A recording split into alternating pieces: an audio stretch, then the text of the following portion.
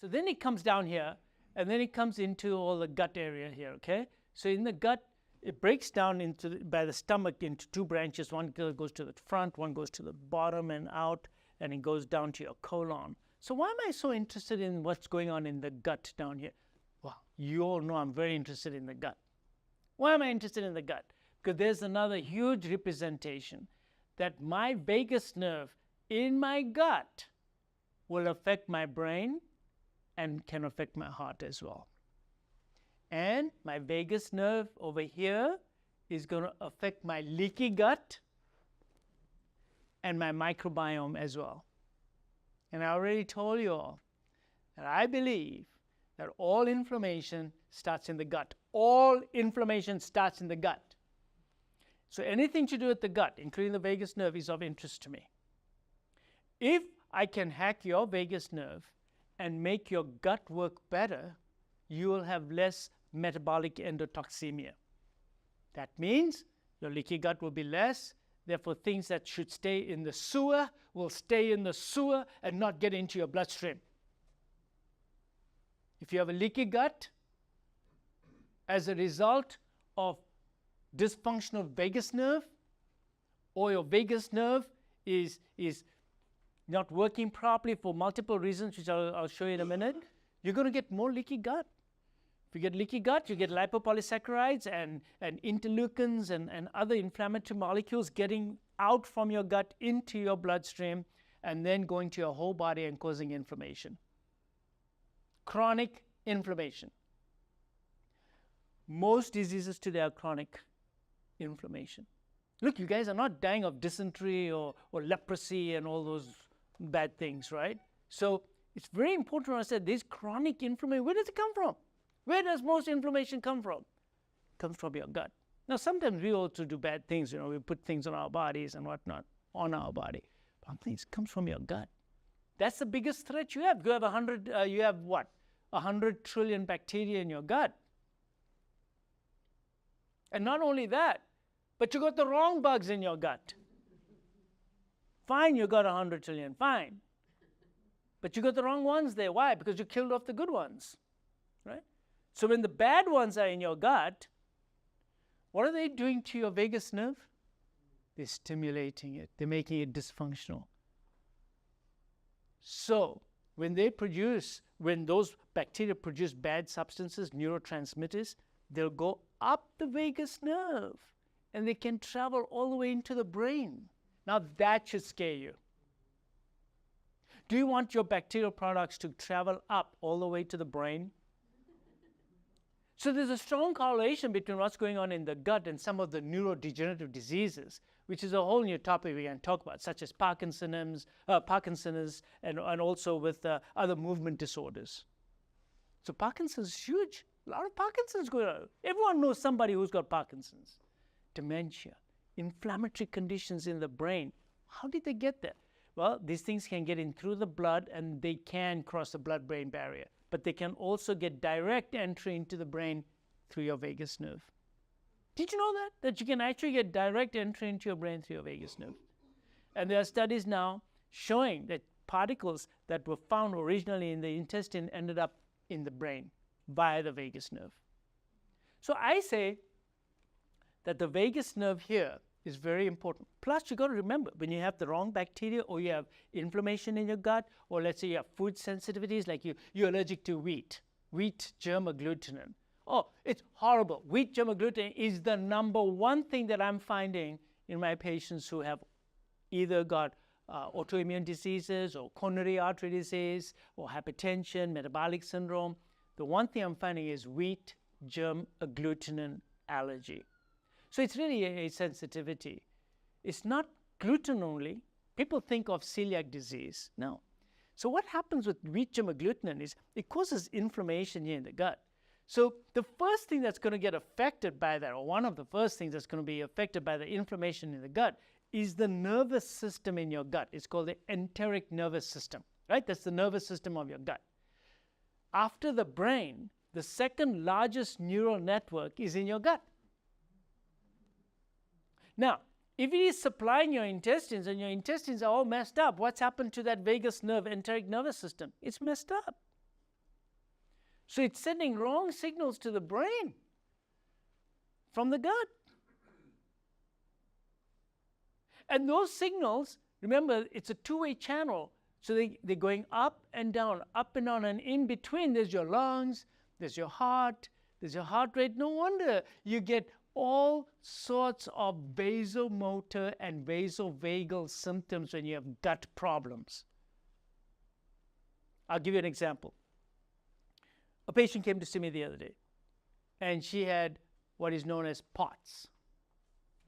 So she had a very high heart rate all the time, and when she stood up, her blood pressure would just drop all the time. Why? Because she got autonomic dysfunction. Because look, when you stand up, your autonomic nervous system is supposed to fix everything, right? It's supposed to fix everything by vasoconstricting you. Well, she had inappropriate sinus tachycardia all the time. She also had POTS. So in talking to her, I started concentrating on her gut. And she said, "Excuse me, I thought you were a cardiologist." I said, "I am."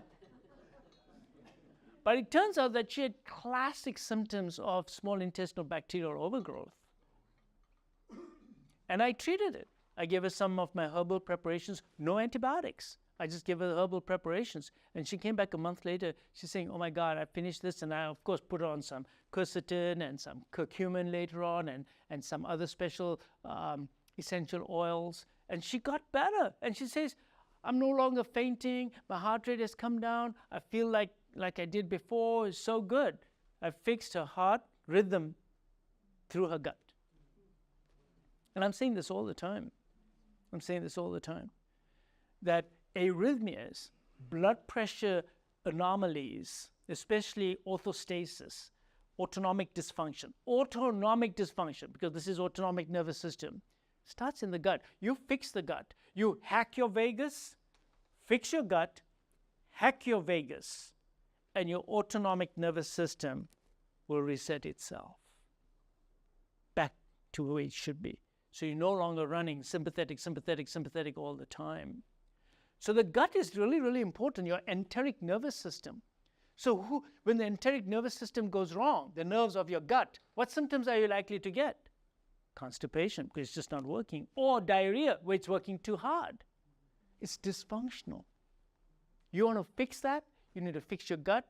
The enteric nervous system will get better. When the enteric nervous system gets better, your bowels come back to normal, and your diarrhea goes away, or your constipation goes away. You've got to fix the enteric nervous system. The nervous system in your gut is the vagus nerve coming down and spreading it. And this vagus nerve, it is such a vagabond. Literally every millimeter or so in the gut has one of its endings. So you've got to ask yourself, what's it doing there? It's feeling everything out. And it's sending back signals to the brain. And we just underestimate this whole thing. We definitely underestimate this whole thing. Hack your vagus nerve, those enteric nervous system will get better. Your gut will get better too.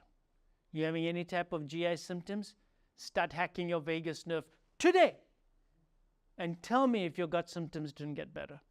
Now, of course, some gut symptoms are not only due to enteric nervous system, they are due to bacterial overgrowth, like that girl I was telling you about. Right? She had SIBO, and others have food sensitivity issues where they need to stay away from certain foods. So we do the blood tests to see which foods are you sensitive to. We do that. If they're having real bad bowel problems, then I check their stools to see which bacteria are missing or which ones are in excess, or what can I do to rebalance them. And then we give them fermented foods. We give them high doses of fish oil. So wait a second, what does fish oil got to do with all this? Well, fish oil has omega-3, and guess what's all these neurons made up of? Omega-3. So wait a second. If you're not having omega-3 in your body, or enough of it, and I know you don't, right now I'll tell you don't, you've got a vagus nerve that's not working optimally. I'll just tell you that right now. You see, our omega-3 levels today are so low, it's unreal. I have yet to see maybe 1 out of 40 labs that come back with the omega-3 levels are optimal. It's called Omega Check. Nobody even checks for it. And the worst part of it, it's not just omega-3, they have too much omega-6. So it's not just omega-3, it's the ratio of omega-3 and 6. So if you have a relatively low omega-3, it's okay if you also have very low omega-6. Because it's the ratio that really matters more than anything else. But these days, we are all toxic with omega-6 because we're all eating vegetable seed oils. And then we eat nuts that have been roasted in vegetable seed oils. And we go out and eat too much, and all they use is vegetable seed oils. And you're paying for it too. And tipping them on top of it. Too much omega-6, too little omega-3. Omega-3 is needed especially for one big nerve in the body, and that's your vagus nerve. That's your vagus nerve. You've got to have omega-3. You have to take omega-3 supplements. Now, if you're a total vegan and you can't take fish oil, well, where does omega-3 come from, by the way? Oh, it comes from fish. Well, actually, it doesn't even come from fish. It comes from algae. And the algae get eaten by small fish, sardines, all those, and then they get eaten by bigger fish, eventually gets to you. The farm ones have no omega-3 in it, because I don't see algae down there anyway. So you got to be careful about just hoping that you're getting all your omega-3s from fish. Good luck, unless you're really eating only wild-caught salmon every day, and then also you got to eat a lot of it. But then, you know, that's not my advice. My advice is, look, it's easy. Hack the system. Just go and get omega-3 supplements and make sure that it doesn't contain PCP or dioxin or mercury. So you get a high-quality fish oil. If it smells bad, it's no good. If it tastes good, it's probably okay. It mustn't be rancid. And once you get it, put it in your refrigerator so it doesn't get rancid. Rancid means what? Oxidized. Because if fatty acids get oxidized, they're really bad for you, right? It causes small dense LDL, it causes lipid peroxidation, blah, blah, blah. All the things we talked about on other shows. But bottom line is, you want a healthy vagus nerve. A healthy vagus nerve is full of omega-3. And you must hack it frequently. Constantly hack your vagus nerve. Then that pathway will be facilitated, as we call it. So here we go. So it stopped here. Oh yeah, okay. I saw another girl the other day. She was having gallbladder issues. So her gallbladder wasn't working. So what innervates the gallbladder?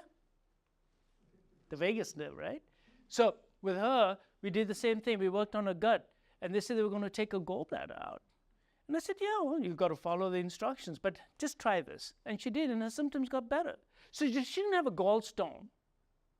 So what was the problem? She had a lazy gallbladder. So they give you this little medication, and then they look at your contractions on your gallbladder, and her gallbladder just wasn't contracting properly. And sure, that'll cause a lot of problems, right? So my solution for that was, listen, just wait a month.